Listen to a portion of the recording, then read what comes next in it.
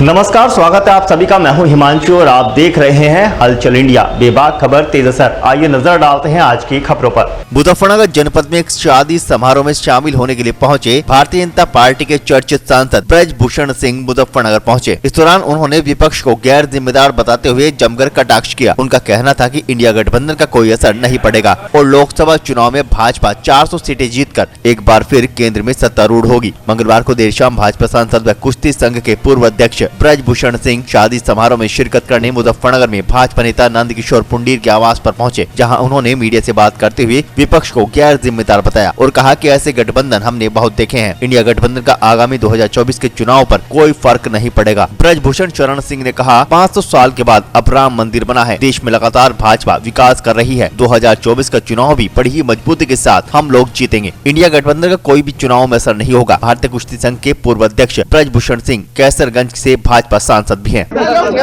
500 वर्ष का संघर्ष श्री राम जन्मभूमि के लिए चला है और मीर बांकी ने इस मंदिर को तोड़ा था और सन 1950 में भगवान रामलला का प्रकटीकरण हुआ था।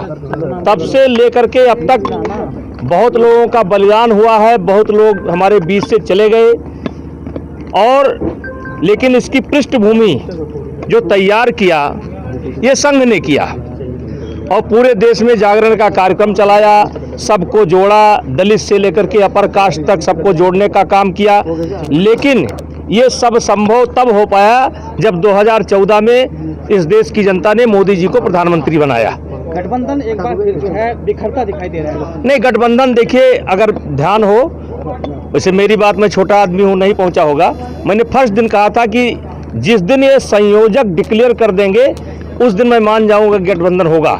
मैंने पहले ही कह रखा था, क्योंकि गठबंधन हम बहुत दे चुके हैं। सन 1977 में भी लोकनायक जयप्रकाश नारायण के नेतृत्व में एक पूरे देश के लोग इकट्ठा हुए थे, लेकिन 2 साल के अंदर 2 चुनाव हुए थे। इसी प्रकार से विश्वनाथ प्रताप के रिजीम में ऐसा हुआ था और 2 चुनाव हुए थे। और वही कारण है कि इस देश के सरकार को सोना गिरवी रखना पड़ा था। आज कहां से कहां मोदी जी या भारतीय जनता पार्टी इस देश को निकाल करके लाई है। आज दुनिया की जो 5 अर्थव्यवस्था है उसमें एक भारत देश है। इस देश की जनता बहुत जागरूक है और ये विपक्ष के लोग गैर जिम्मेदार हैं। ये एक स्वागत कार्यक्रम था उनका, पहले से ही काफ़ी समय से बात चल रही थी कि हम आपके यहाँ आएंगे, तो हमने उन्हें समय दिया और हमारे कहने पे स्वागत के लिए तैयार हो गए और यहाँ पहुँचे और हम इनको रिसीव करने के लिए गुप्ता रिसोर्ट पर पहुँचे, फिर वहाँ से अपने कार्यालय अग्रसर निवास पर लेकर पहुँचे।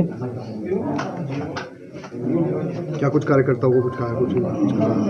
कार्यकर्ताओं को तो ये संदेश दिया है, भाई पार्टी के लिए काम करो, 2024 में सरकार बनने जा रही है, प्रयास करो। मैं भी लाइन में हूँ, लोकसभा की काफ़ी समय से 3 साल तैयारी कर रहा हूँ और मुझे पूरी उम्मीद है कि टिकट इस बार भाजपा गठबंधन मुझे देगा और मैं भारी मतों से विजय बनाकर मोदी जी को तीसरी बार प्रधानमंत्री बनाने का कार्य करूँगा।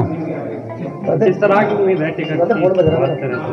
टिकट का पूरा आश्वासन है, 101% विश्वास है टिकट मिलने का। इस बार टिकट में का परिवर्तन होने जा रहा है और ये सभी समाज का, क्षत्रिय बिरादरी का अधिकार भी बनता है। वो प्रयास करे, टिकट मांगे कि राजनीति में सभी का समान अधिकार, हकतब से हिस्सा होना बहुत जरूरी है। वक्त हो चला है आप विदा लेने का। कल फिर होंगे हाजिर कुछ नई और ताजा खबरों के साथ। तब तक के लिए दीजिए हमें इजाजत। नमस्कार, देखते रहिए हलचल इंडिया। बेबाक खबर तेज असर।